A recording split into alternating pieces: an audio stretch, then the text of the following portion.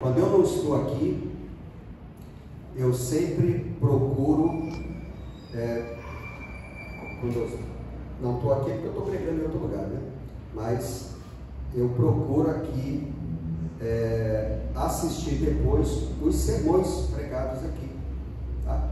Inclusive, o dia desse, a Alessandra pregou aqui, né? E ela me perguntou: pastor, você assistiu? Assistiu? Eu falei: assisti, você quer nota? Ela falou: não quero nota não. Não quer nota, mas eu curti muito, né? Foi proveitoso para mim também. Mas, irmãos, hoje eu quero trazer aqui um tema muito especial, que é algo que alguém conversou comigo um dia desse na igreja. E o motivo, alguém disse assim: pastor, nós seres humanos tão imperfeitos, nós podemos compreender tudo de Deus? Claro que não, né? Nós seres imperfeitos, né, nós temos condições de compreender plenamente a Bíblia, o amor de Deus? Claro que não, né? É por isso que cada vez que a gente lê a Bíblia, parece uma coisa mágica, né? Cada vez que a gente lê a Bíblia, a gente aprende coisa nova. Eu mesmo levo muito susto, né, quando eu leio a Bíblia novamente, porque parece que eu nunca tinha lido aquilo. São coisas novas que a gente aprende, que a gente nunca prestou atenção antes, né? Mas é assim mesmo, né? Cada vez que a gente busca Deus, mais a gente aprende dele, mais vem coisas novas, de modo que nunca é repetitivo, né? Nunca é enfadonho, né? Sempre é gostoso estar aqui na igreja, adorando a Deus aqui, adorando a Deus na nossa casa também. Mas a pergunta que eu quero responder hoje é a seguinte: qual é a utilidade de virmos à igreja?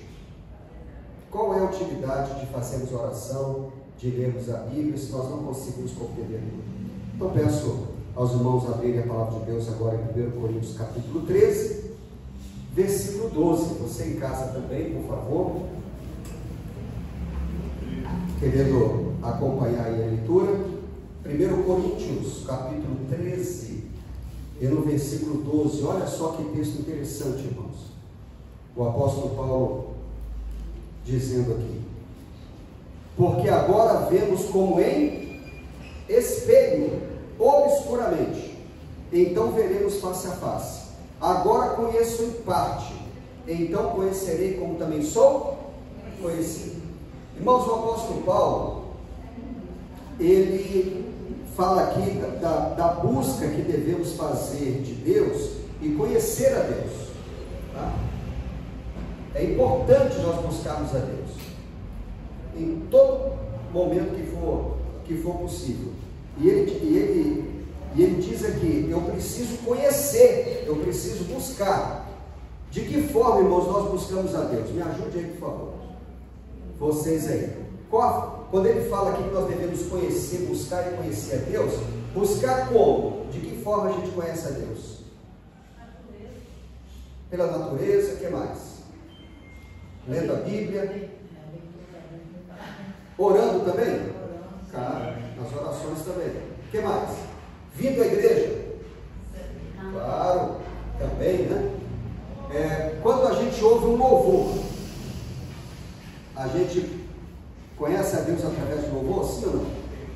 Irmãos, muitas vezes ocorre que é o louvor quem salva o culto. Pastor, já que o senhor deu para exemplo do povo, eu vou falar uma palavrinha que eu vi, menos de um minuto. Eu vi uma vez uma pessoa explicar por que ele disse obscuramente. Não, deixa eu explicar aqui, eu vou explicar, irmão. Aí guarde, por favor, depois aí, porque se não for de acordo com a tua explicação, vai me complicar aqui. Mas depois, por favor, a irmã dê essa contribuição aqui. Mas o que eu quero dizer aqui, irmãos, é que nessas várias formas de buscarmos a Deus, o apóstolo Paulo diz que mesmo a gente não conseguindo compreender obscuramente, agora vem aí a explicação do obscuramente, né? Muita gente não compreende essa passagem. Por quê? Porque hoje, quando a gente olha no espelho, cadê a imagem do espelho? Está aqui, né? Quando a gente olha hoje no espelho, a gente vê, irmãos, a nossa imagem no espelho nítida ou não? Hoje nítida. Você olha no espelho, o espelho mostra exatamente quem você é. O espelho moderno. Sabe por quê, irmãos? Porque o que é o espelho hoje? É uma lâmina de vidro jateada de um lado com nitrato de prata. Então, quando você olha para o espelho, na verdade você está olhando para a lâmina de vidro. O teu reflexo não vem do vidro. Vem, o teu rosto é refletido, na verdade, no nitrato de prata. Tá? E é perfeita, essa invenção foi excelente. Tá? Só que no tempo do apóstolo Paulo, não era assim, né? Os espelhos eram diferentes, certo? Hoje o espelho é tão nítido que com o tempo a gente passa até ter raiva do espelho.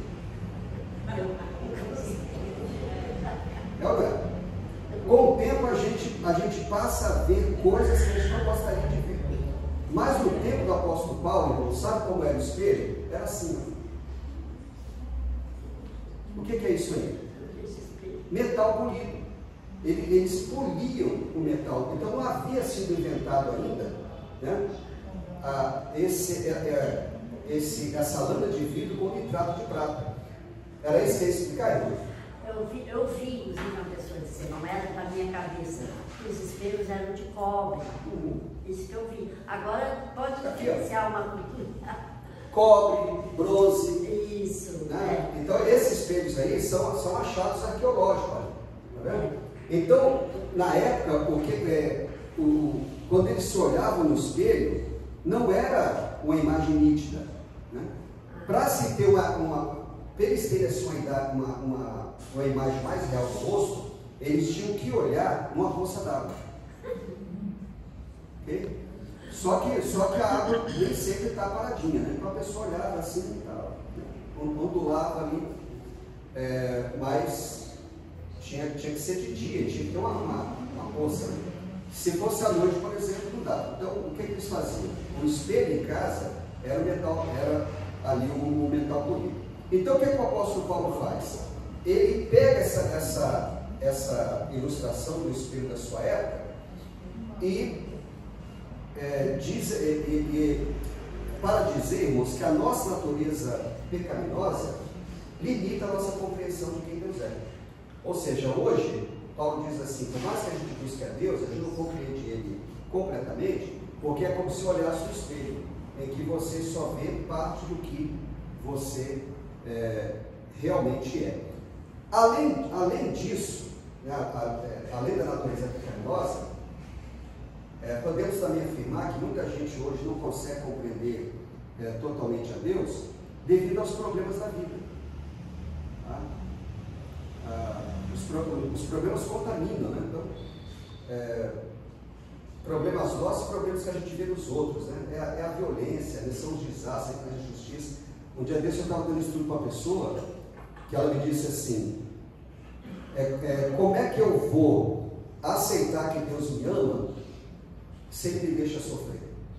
Como é que eu vou aceitar que Deus é justo se Ele permite um acidente que morre tantas crianças? Então os problemas da vida também contaminam a nossa compreensão de Deus, né? E formam aí essas barreiras. Mas mesmo com todas essas barreiras à nossa volta, na Bíblia nós somos convidados, irmãos, a olhar e buscar a Deus, né? E quando a gente busca a Deus, quando a gente lê a Bíblia, quando a gente faz nosso culto direitinho em casa, né? A lição da escola sabatina, né, Helena? Quando a gente vem à igreja, quando a gente, enfim, estamos fazendo exatamente o que estamos fazendo agora aqui diante do Senhor, nós temos pelo menos 2 ganhos na vida. O primeiro ganho, a primeira coisa que nos acontece, está em Isaías 45, verso 22. Então, abra, por favor, aí a Bíblia. Não coloquei aqui na parede exatamente para abrirmos a Bíblia. Você também em casa é convidado a fazer o mesmo. Isaías 45, 22. Qual é o primeiro benefício em nós buscarmos a Deus? Mesmo não compreendendo completamente, devido a toda a limitação que já mencionei aqui, a nossa natureza pecaminosa, como disse o apóstolo Paulo, o que nós ganhamos? Isaías 45, 22 diz assim: olhai para mim, sede salvos, vós todos os moradores da terra, porque eu sou Deus, não há outro. Então me ajuda aí, irmãos. Qual o primeiro resultado de olhar para Deus? Nós somos salvos. Tá? E como é que isso acontece? Quando olhamos para Deus, logo percebemos o contraste. E é um contraste absurdo. Né? É um contraste entre a perfeição de Deus e a nossa condição pecaminosa. E nós, irmãos, quando olhamos para Deus, a gente se sente assim, tão pequenininho, porque a gente passa a nos enxergarmos como realmente nós somos. Perdidos pecadores. Né? E essa conclusão, ela primeiramente nos apavora, mas aí nos leva a buscar em Cristo a solução. Então, nós nos jogamos nos braços de Deus, nos amparamos nele, pedimos a Ele misericórdia, buscamos em Cristo o único meio de salvação. É por isso que diz aqui: olhai para mim e sede salvos. Porque quando olhamos para Deus e buscamos a Deus da forma correta, né, e compreendemos pelo menos o mínimo do que Deus é, a gente só vê amor, vê misericórdia. Né? Quando a Bíblia diz, irmãos, que nós devemos temer a Deus, não é temer o castigo. O temer a Deus na Bíblia, para o filho, quem deve temer como castigo são os ímpios, né? Quem não quer nada com Deus. Mas o temer para nós é o sentido de respeitar. Assim como respeitamos nosso pai, a nossa mãe. Mas quando olhamos para Deus, não sentimos medo, mas sentimos acolhimento. Olhai para mim e sede salvos. Aí depois vem a segunda consequência. Segundo Coríntios 3,18. Qual é a segunda consequência de olharmos para Deus ou buscarmos a Deus? Segundo Coríntios 3,18 diz assim a palavra de Deus: e todos nós com o rosto desvendado, contemplando como por espelho, olha o espelho aí, a glória do Senhor, somos o quê? Transformados de glória em glória na sua própria imagem, como pelo Senhor o Espírito. Então, irmãos, além de nos salvar, a contemplação e o estudo do amor de Deus também produz esse resultado. Qual o resultado? A transformação.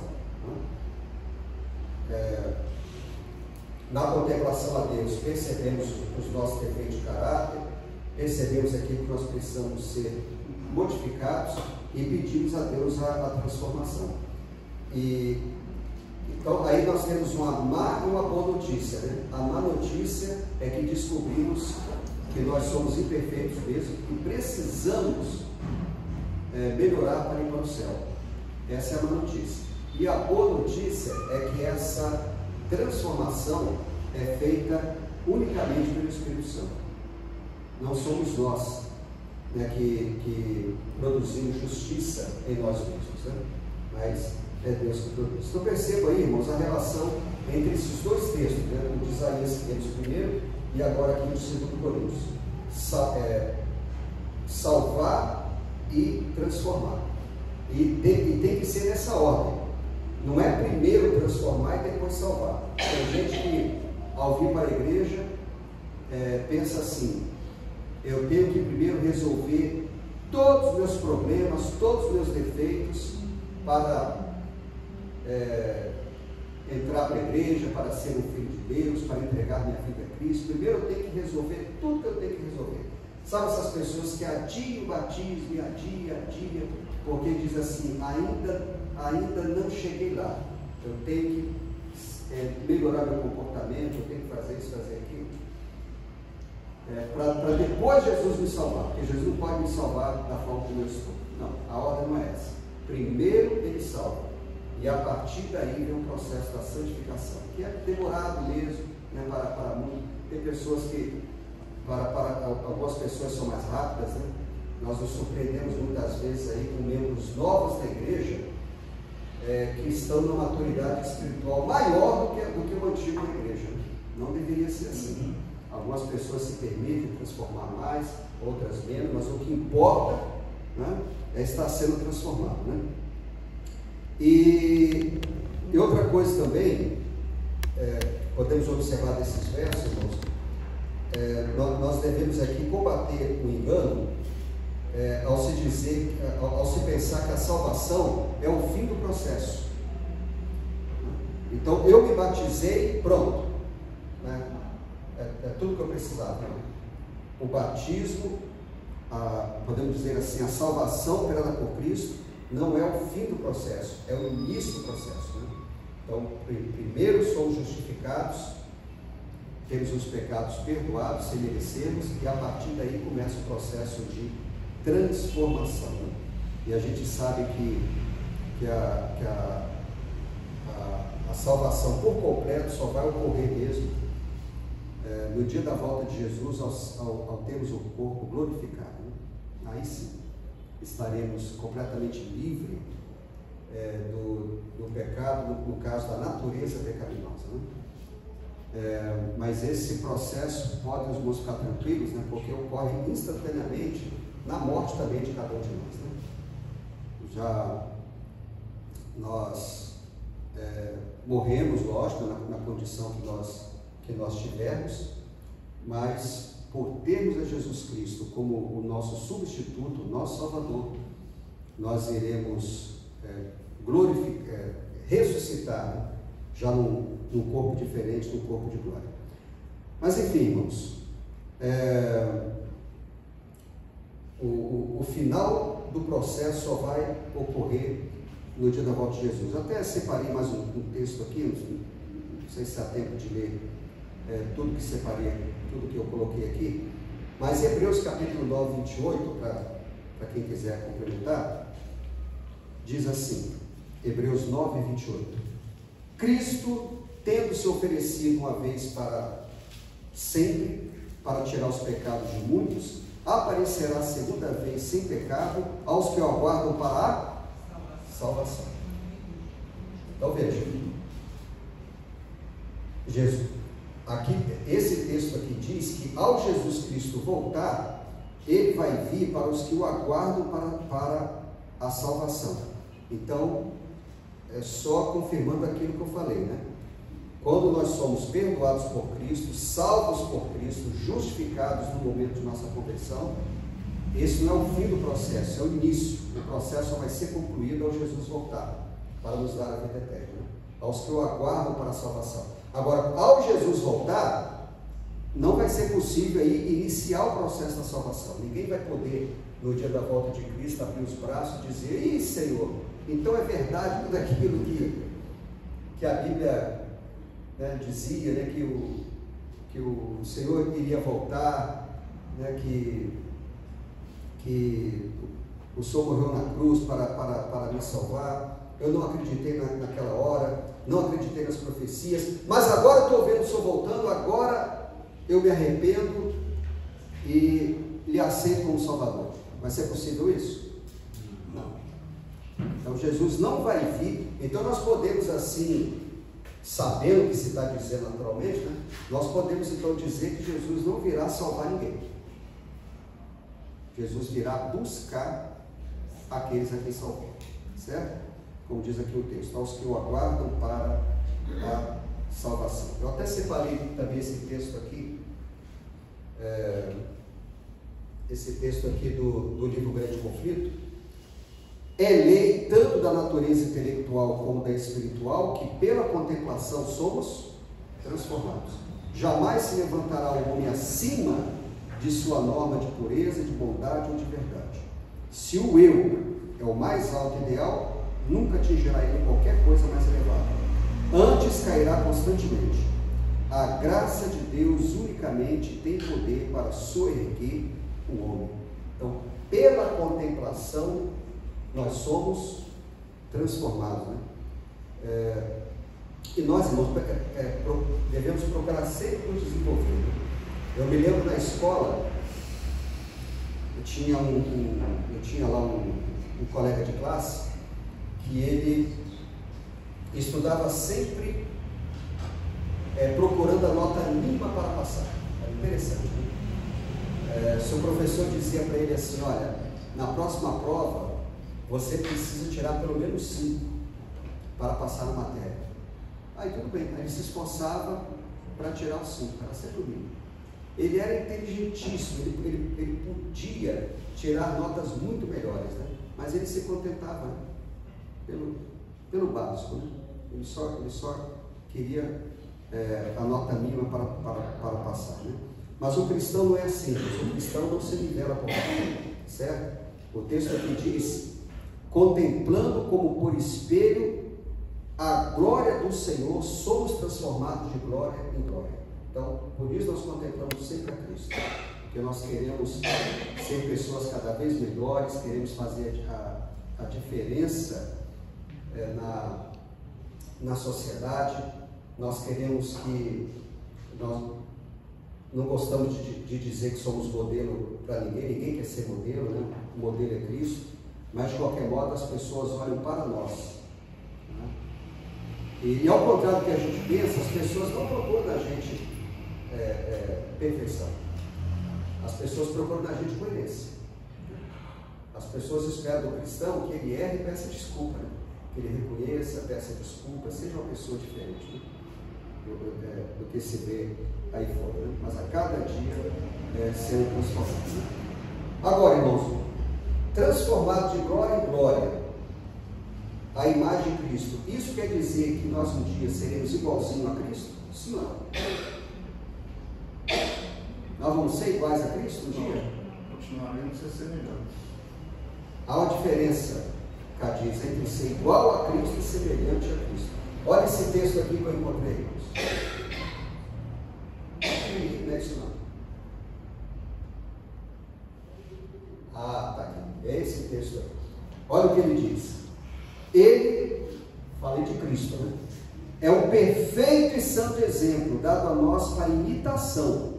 Não podemos nos igualar ao modelo, mas não seremos aprovados por Deus se não imitarmos e nos assemelharmos a Ele, de acordo com a capacidade que o Senhor nos dá. Então, irmãos, cuidado, de vez em quando surge aí mensagem, até muitas vezes do púlpito sai alguém dizendo isso, né? Irmãos, devemos ser iguais a Cristo, vencer como Cristo venceu. Quer dizer, então, se para ser salvo for esperar eu vencer como Cristo venceu, quem é que vai ser salvo? Nós vamos colocar a coisa na cabeça. Em questão de salvação, Cristo não é o nosso exemplo, Cristo é o nosso substituto. Ele é o nosso exemplo depois que somos salvos. Aí ele passa o nosso exemplo de conduta, né? Eu fui salvo por Cristo, o que eu devo fazer agora da vida? Imitar a Cristo. Ok, mas ele é o modelo perfeito, nunca. Então, alguém até falou isso, né? Ao imitarmos o modelo, é como aquela pessoa que mira uma flecha para acertar as estrelas. Não consegue, mas pelo menos o topo da árvore ela consegue atingir. Mirar as estrelas para atingir pelo menos o topo da árvore. É assim que a gente faz. A gente sabe que nunca seremos iguais a Cristo, mas ele é o nosso modelo de imitação. Mas em questão de salvação, é o nosso substituto. Irmãos, para sermos salvos, nós não precisamos multiplicar as vitórias de Cristo. Não somos salvos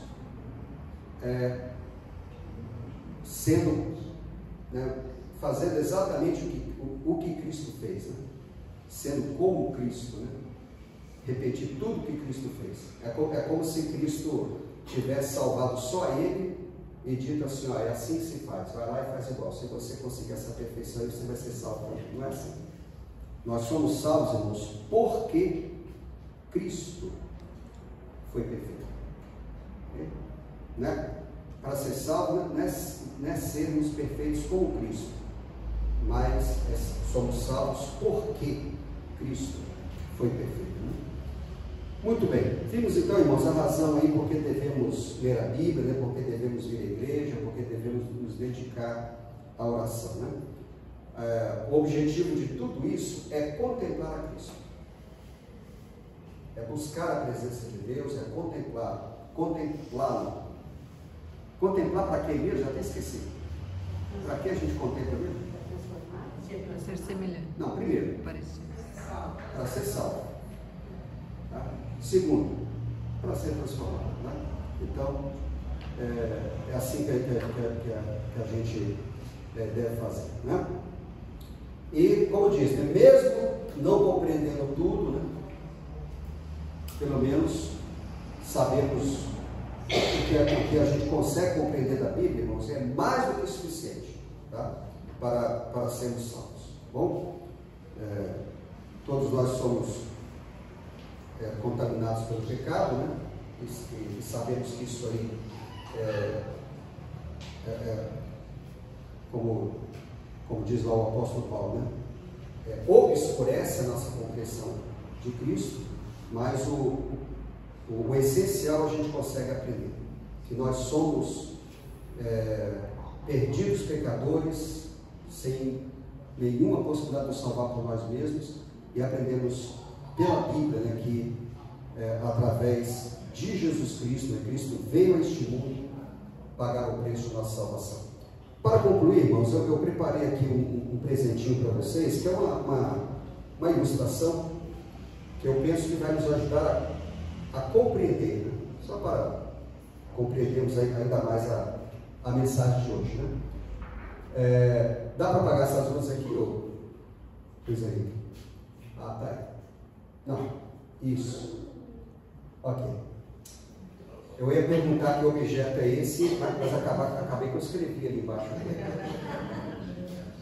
Ah, o que é isso? Telescópio Hubble, né? É o seguinte, irmãos, a ilustração é o seguinte: até o ano de 1990, tá, nós tínhamos os telescópios para observar os objetos do espaço sideral, observar aí, enfim, as estrelas, os planetas e tal. Só que os telescópios fixos da Terra, por maiores que sejam, por mais potentes que sejam, eles não conseguiam ver claramente esses objetos. E a explicação é muito simples. A luz que esses objetos do espaço refletem, essa luz é distorcida quando penetra na atmosfera terrestre. Então, nós temos a atmosfera que envolve o planeta Terra, e é importantíssimo termos essa atmosfera, né, porque ali estão os elementos que proporcionam vida aqui à Terra. Só que essa atmosfera distorce a luz vindo dos astros. Vocês, por exemplo, já perceberam como as estrelas piscam? Olha atentamente para uma estrela no dia de noite clara e você vê que a estrela pisca, né? Só que ela não pisca coisa nenhuma. Se você viajar para o espaço, você vê que a estrela está lá fixa, né? Não pisca nada. Mas por que ela parece piscar? Porque quando a luz atravessa a atmosfera terrestre, parece que ela pisca. Né? Enfim, os telescópios não conseguiam ver nitidamente. Porém, a partir de 1990, tudo mudou, porque os astrônomos aí tiveram a ideia de lançar um telescópio acima da atmosfera terrestre. Aí passou a ver, né? Aí as estrelas e os outros objetos do espaço como eles realmente são, e descobriram coisas maravilhosas, formas e cores nunca antes imaginadas. Então, só para os irmãos terem ideia, né? Olha aqui, desse lado aqui, ó, a nebulosa do Caranguejo, né? Que nada mais é do que uma estrela que explodiu no passado, né? Então, formou essa chuva, né, de elementos aí que compõem a estrela pelo espaço, né? Pelos telescópios fixos na Terra, até hoje ela é vista daquela forma ali do lado esquerdo. Com o telescópio Hubble, descobriu como ela realmente é. O planeta Saturno, se alguém aqui já foi ali na Urca, no planetário, né, para observar as estrelas, lá você consegue, né, brincar de astrônomo, né, porque eles têm lá os telescópios potentes, mas o planeta Saturno que você vê é esse aqui. Aí é uma decepção, né, a gente olha assim, não dá para enxergar direito, devido à atmosfera. Olha lá o telescópio Hubble, o que descobriu, como é realmente o planeta, né? Plutão, o Plutão visto dos telescópios da Terra é isso aí, com o telescópio Hubble, né? Sem a interferência da atmosfera, já que ele está orbitando acima do planeta Terra, ele vê aquilo ali. Hoje tem até um telescópio muito mais potente, né? Muito melhor, que é o tal do James Webb, né?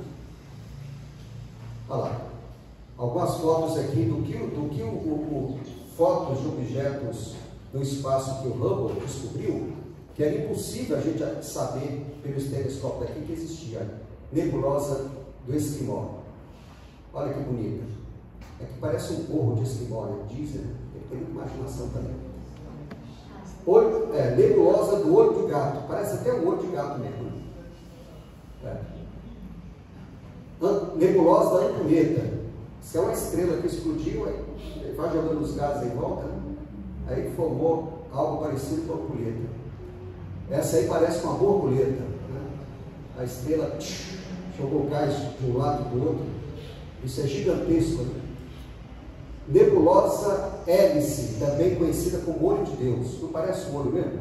Então quando o telescópio se fixa nela lá, fica parecendo um olho olhando para a Terra, né? Galáxia do Sombreiro, ela está de lado, né? A visão que tem da Terra, ela fica parecendo um sombreiro mexicano. Duas galáxias se fundindo, chocando uma com a outra. Olha, Deus, que coisa, que espetáculo, né? Olha aí, galáxias maravilhosas que existem pelo espaço. E muitas outras cores e formas, né? Isso aí é tudo, são gases, né? E elementos químicos aí. E o que é que eles descobriram, irmãos? Que o universo é uma grande festa. Parece fogo de artifício o tempo todo, né? Coisas explodindo assim. É como se fosse assim, uma constante comemoração da criação, né? Então tá aí, que as estrelas, elas são muito quentes, né? São ligadas funcionam durante um tempo e depois explodem, a explosão forma outras, né? Então aí vai. Tudo isso aí o Hubble descobriu, né? Olha lá, eu falei para vocês que o espaço sideral parece uma festa de fogos de artifício, que constantemente acontece isso aí, né? Mas enfim, o que eu quis mostrar aí, irmãos, é exatamente isso aí, certo? Que o pecado causou e causa deformações, né, que nos impede de compreender aí plenamente o caráter maravilhoso de Deus, que nos impede muitas vezes de compreender até plenamente o plano da salvação. Mas a gente sabe, irmãos, que um dia nós estaremos no céu e nós compreenderemos tudo, porque o apóstolo Paulo disse que quando estivermos no céu, nós não veremos mais a Deus através de um espelho polido, um espelho antigo polido, vendo a Deus obscuramente. mas no céu veremos a Deus face a face. Tá? Então, tudo aquilo que nos limita, nós iremos ver claramente, porque estaremos, a semelhança do telescópio Hubble, acima da atmosfera do pecado, que limita a nossa compreensão de Deus. Bom, irmãos, eu preciso ler algumas coisas aqui, que eu preciso concluir logo aqui, mas eu quero deixar com todos, para você também em casa, um apelo muito especial. O primeiro deles, um ou dois apelos. Não devemos, irmãos, de maneira nenhuma desperdiçar, digamos assim, as oportunidades e os meios que Deus usa para fazer a sua obra em cada um de nós. Né? Então, a igreja está aberta, venha à igreja. Sempre temos a ganhar estando aqui na igreja. Tá? Muitas vezes o pregador tem toda aquela simplicidade ao falar, né? Mas se ele está falando ali da palavra de Deus, Deus sempre vai nos dizer alguma coisa. Né? Além disso, irmãos, não percamos as oportunidades em casa. Eu sei que muitas vezes dá preguiça, né? Muitas vezes chega cansado em casa, tem que sair muito cedo, não dá tempo cedo, tem que chegar cansado, chega cansado em casa e acha que não dá tempo também. Irmãos, não perca as oportunidades que Deus lhe dá. Toda oportunidade, nem que precise acordar um pouquinho mais cedo, 15 minutos antes, mas não deixe de buscar a Deus sua palavra. Por quê? Porque é na contemplação que Deus nos salva e nos transforma. É os momentos que Deus fala conosco. Por quê, irmãos? Porque se nós negligenciarmos as oportunidades de Deus falar para nós, sabe o que vai acontecer? Em vez de contemplarmos a Deus, nós vamos passar a contemplar nós mesmos. E qual o problema de contemplarmos a nós mesmos? Nós vamos nos desesperar, porque o que a gente vai encontrar contemplando a nós mesmos? Orgulho, maldade, inveja, né? Vaidade. Por isso, irmãos, para mim a importância e a verdade daquela famosa frase atribuída a Martinho Lutero, quando ele diz assim: quando olho para mim mesmo, não sei como me salvar, mas ao olhar para Jesus, não sei como me perder. Então, que Deus abençoe a mim, que Deus abençoe a você, para que ao buscarmos a Deus em todas essas oportunidades que Ele bondosamente nos dá para nos salvar e nos transformar, olhemos fixamente para Jesus, para dessa forma, irmãos, não sabermos como nos perder, né? Mas a cada dia sermos transformados por esse Deus, e de glória em glória, até o dia dele vir nas nuvens do céu para buscar a todos nós. Que Deus abençoe a mim, que Deus abençoe a você. E eu penso, Edileuza, ou Luiz Henrique, né? Que o hino apropriado, já que falamos sobre contemplação, o hino apropriado para concluirmos essa mensagem seria o Vida em Olhar. Boa. Vida em Olhar. Eu acho que o novenário é o 127, né?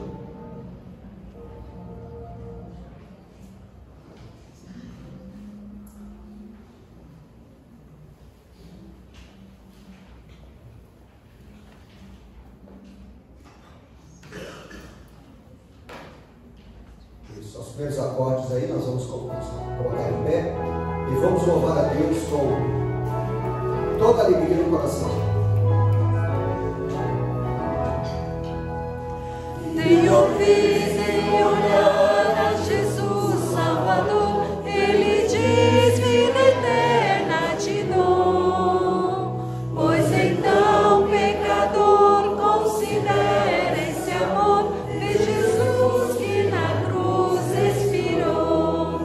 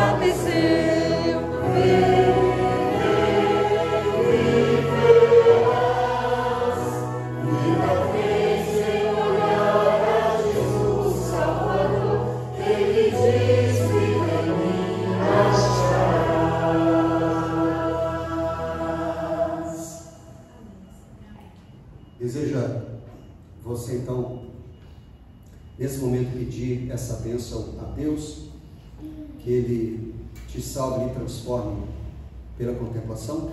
Se é seu desejo, abaixe nesse momento a tua fronte, teu rosto, feche os olhos e vamos orar ao Senhor.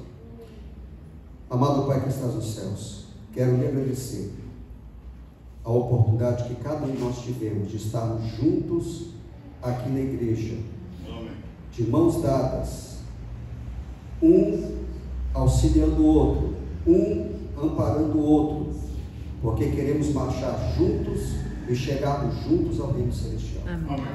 Obrigado, Senhor, porque mais uma oportunidade foi nos dada para contemplar a Cristo, para estudarmos um pouco do seu amor, do plano maravilhoso de salvação, e rogamos ao Pai que, por favor, o Senhor nos abençoe com a salvação, com a transformação, mesmo, como disse o apóstolo Paulo, termos obscuridade devido à nossa mente contaminada pelo pecado, devido também a tantos problemas que existem neste mundo, a contaminação da natureza, do comportamento, enfim, do ser humano. Mas apesar de tudo isso, Senhor, ajuda-nos a conseguirmos enxergar acima de todos esses problemas, de todas essas imperfeições, e vermos a Ti em glória, compreendermos o mínimo do Teu amor, da Tua boa intenção para cada um de nós, para finalmente juntos chegarmos à conclusão que vale a pena ser de Jesus. Por isso, Senhor, toma-nos em Tuas mãos, perdoe completamente os nossos pecados, fortalece os nossos braços e ajuda-nos a permanecermos firmes até o dia de Jesus voltar, como diz o texto, para os que o aguardam para a salvação.